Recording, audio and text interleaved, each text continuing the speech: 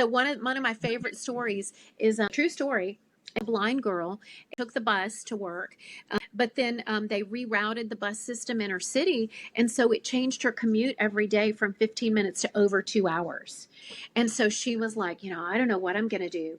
But she started having just a desire to be driven to and from work every day in a car. She put her imagination to work, and she literally sat in her living room and on purpose imagined this car ride. She engaged all of her imaginary senses, like she felt herself seated in the car. She listened to the humming of the motor. She sensed the movement of the ride and like smelled the smell of like gasoline and stuff like that.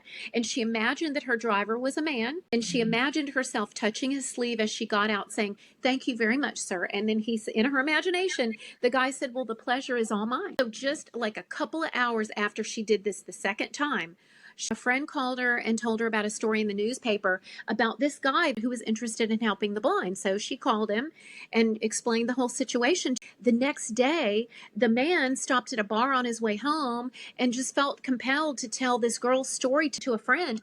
A complete stranger overheard the conversation and volunteered to drive this girl home every day. And then the man who told the story said, "Well, if you'll take her home, I'll take her to work." She'd done it twice, Rebecca. And sure enough, as the girl got out of the car after her first ride to her office, she turned to the driver. She said, well, exactly what she said in her imagination. She said, "Thank you very much, sir." And you guess what he said, right? Exactly what she heard in her imagination exercises. The pleasure is all mine.